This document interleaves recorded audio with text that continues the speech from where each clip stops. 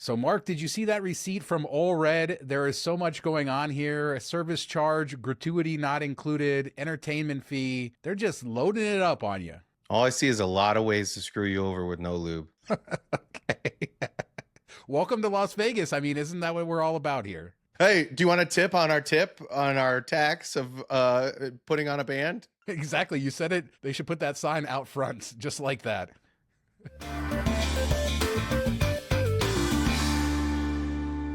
So for everyone who says the A's aren't coming to Las Vegas, I think that they're starting work on the site right now. We'll see as it goes, how we progress there. But some news broke this week that says John Fisher, he is all in on Las Vegas. In fact, he bought a home last December and $29.25 million. It's in the Summit Club. That's where all of the fancy people in town live. And I think it's the third most expensive sale in Vegas history. And looking at the house, it looks pretty nice. There's no pictures I could find of the inside of it. It looks interesting because the pool is in the front yard. Did you see that? Did you look at the satellite of it? Because just to get the strip views, because I don't know. Everybody who's fancy in Las Vegas lives in the Summit Club, and we're not invited. Yeah, I saw the main photo like on Zillow. I didn't do the satellite, so I didn't see the pool in the front, which is kind of weird. I don't know that I want that. I get that you want the views of the strip, but it still feels weird. For $30 million, at least the little bit I saw, maybe the inside is amazing, but the little bit I saw, I was like, okay, it's cool looking, but I don't think it's $30 million cool looking. And I know Summit Club is the whole thing and everything. I don't know. Maybe the basement has free Chris Angel shows to drive up the value, or would that tank the value? I don't know. We don't have basements in Las Vegas, Mark. So maybe this one does. That's why it's 30 million, because they added a basement.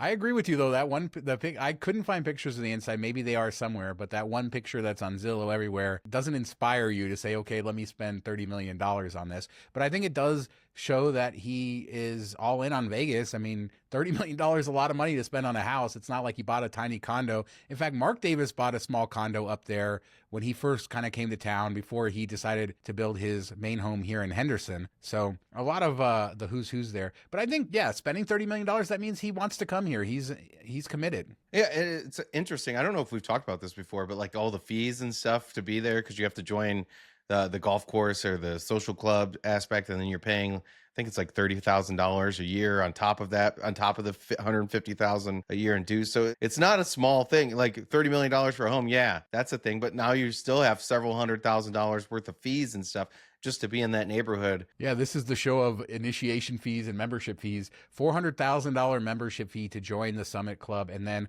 $120,000 a year. And remember, that doesn't include your drinks, or it doesn't include all the stuff you spend while you're at the club. That's just sort of your dues there. But I mean, it would be kind of cool to hang out there once to see who's there. I mean, with all of the big celebrities that live in there. Yeah, I mean, that would be cool, but I'd much rather go to the Wynn Club. Yeah, let's talk about that. Zero Bond at Wynn is going to open this fall, and I think they announced this 2 years ago. It's been a while since they announced it, and I'm not sure when the application went online. I saw Chris Smallwell13 share that the application was there and what the fees were, and I found it sort of interesting. So general membership kind of gets you into just this club, and basic membership, that's only a $1,000 one-time initiation plus $2,750 a year. Dare I say that didn't seem like too much to me. Then a founding membership, Mark, $50,000 initiation, $7,500 a year, but that gets you into the zero bond clubs in New York City, I guess everywhere else, and maybe a more special membership. But I guess for the basic people, $1,000 to private membership at Wynn doesn't seem bad to me. Yeah, I think the bigger one or the more expensive one, you can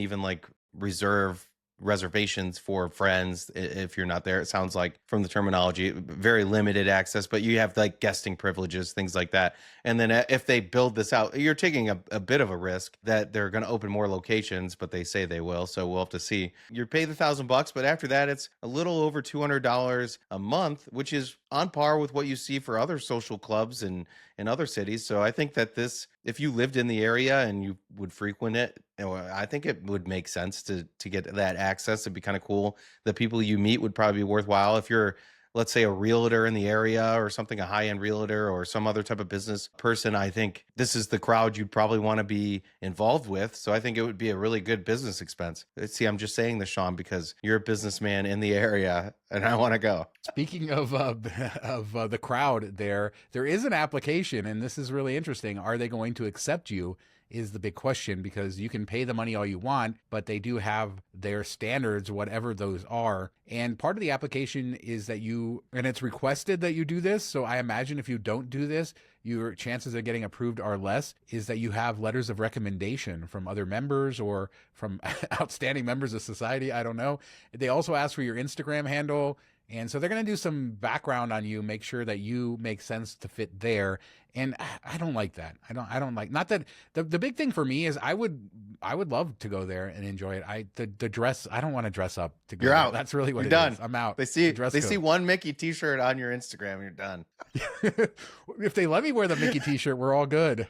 Mickey sweatshirt, anything Mickey, basically. I did see that. I thought that was kind of unique. I get why they want to keep it like a certain level and all of that stuff for a certain person that they're looking for. So it makes sense. I don't love it, but maybe it will help keep some of the D-bags out too. Probably unlikely, but that's the hope. I don't know. Usually the D-bags are the ones that are keeping the D-bags in, but we'll see. So Mark, there is a new Vegas residency that you can't miss, but you don't have to go to Vegas to catch it. For a limited time only, MTM Vegas viewers have a chance to catch the hottest act right on their phone. We partner with Golden Nugget Online Casino to bring you this great offer. New players use promo code M2M, deposit just $5, and get 350 slot spins instantly on a featured game. Golden Nugget has over 300 real money games like slots, baccarat, blackjack, roulette, even live dealer games, so you can feel like you're in the action, going right against the dealer in real time, so you feel like you're in the action, whether you're just sitting at the grocery store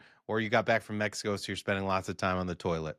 That's right, your favorite slots center stage on any device. As a reminder, new players use promo code M2M, deposit $5, and you can get 350 spins on a featured game.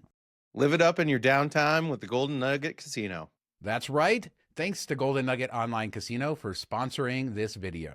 Let's reset 1990s Caesar's Palace. Vegas Visual shared this, and I had never seen this particular video. Boy, does it do an amazing job of just showing us what the frontage of Caesar's Palace was. We talked with Paul Steelman and his thoughts on entrances and how it told a story. And all I could think is, as I watched this video, is how the story is told in a way that it isn't anymore for that property. Caesar's Palace, you had people working out on the sidewalk. You had all the different entrances in, all the different facades and everything else.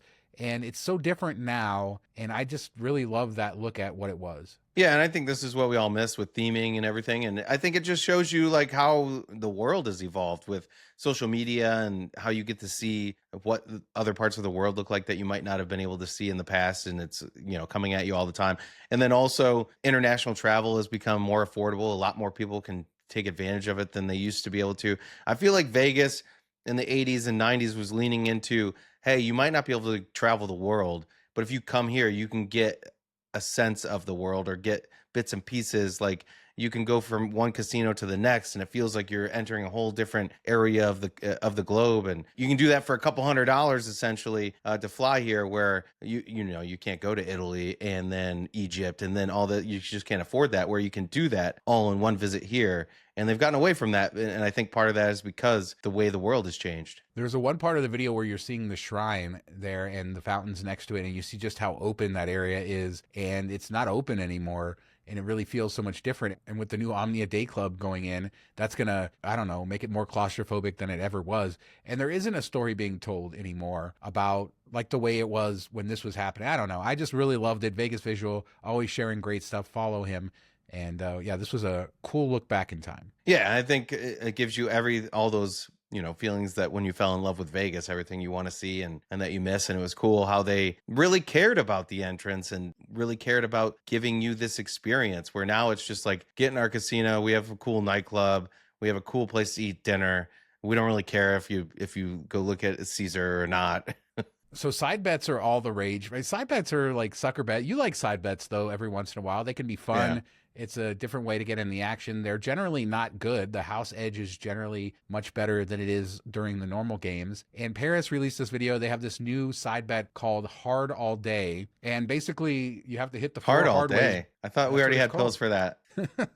How long have you been holding that that joke since you saw it? But anyway, you got to hit the 4 hard ways before you hit the 7, and then it pays 165 to 1. John Mahaffey chimed in saying that this is about a 20% house advantage. Yeah, and it's similar to the fire bet, it's just a different way to do it. The fire bet is if you make so many points before you 7 out, you get, as you go up, you get more and more. I see why they're doing it. I think it's kind of a fun, unique thing. You're probably going to witness it like once in your lifetime actually happening, but I could see them, making some money off of this, and also a lot of people rooting for it. And it's a way to maybe play the hard ways without putting money up there each roll, or risking more. So yeah, it's kind of fun. I'd probably throw a couple bucks on it. We're seeing this more and more now, though, with the social media marketing of these specific games and side bets and stuff like this, the higher margin stuff. Hopefully it doesn't become part of the zeitgeist for people to do a lot of side bets like this, because and that's what's great about Mahaffey, Wizard of Odds, these sites that can, if you're really serious about it, you can go look, hey, what is the house advantage of this bet? And 20% house edge is nuts. Let's be honest. Well, Crapless Craps is already probably a much bigger house edge as it is.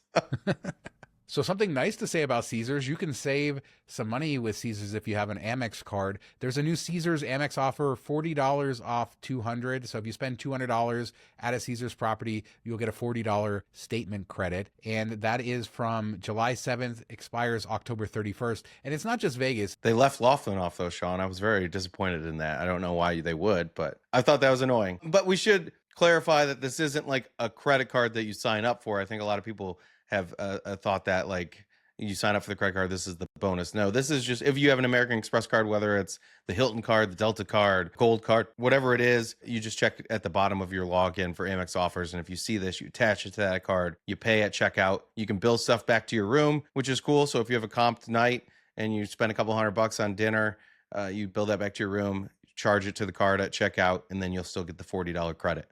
So more nostalgia here. I'm sorry for this, but I came across this video watching a bunch of airline videos the other day, and the Concorde. And I didn't for those who don't know, the Concorde was the first supersonic commercial passenger jet that flew for quite a long time. And it came to Vegas back in 1993, the year that I moved here. And this video was really cool because he's talking about his experience with the Concorde, which is how I found it. But it takes a full video of the takeoff. And I don't know that I've seen a lot of those videos from that era. The pyramid is under construction. It's great to see this. It's weird to see that takeoff without the sphere. Yeah, it was cool to see a pier like with the top off, basically. They're working their way up there. You just see how much it's changed now when you fly into Vegas or out of Vegas, all the different lights and things you see. Luxor, could you imagine the pyramid being built back then and how much wonder that would be? And then when the light shoots up off the top, and that's just like that's like the sphere back then. So that's cool to see. And if there's one thing, I'm not a plane nerd as much as you are, but if there's one flight I would have liked to take, it would have been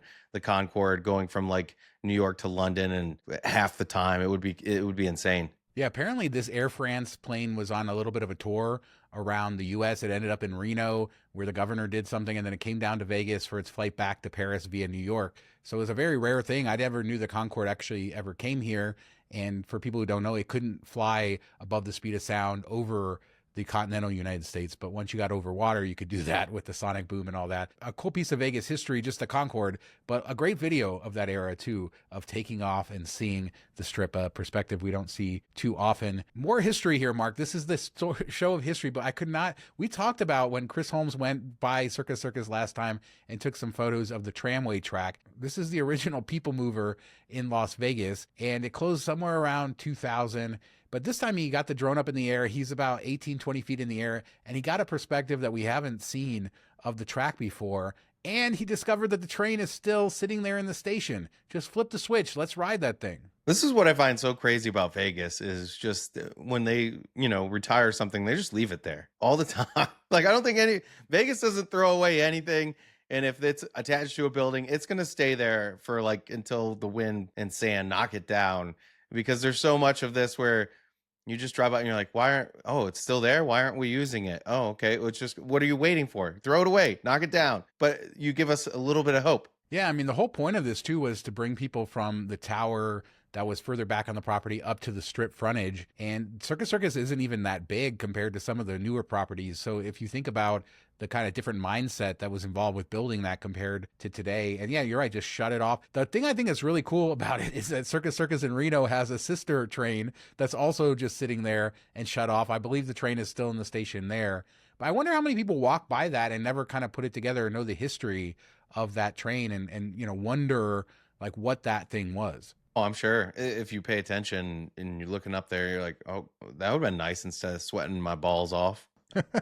Well, I don't know how to transition to this, but there's a big ball behind the Venetian, and they had Backstreet Boys, and they finally Lots of balls. made it to town. Yeah.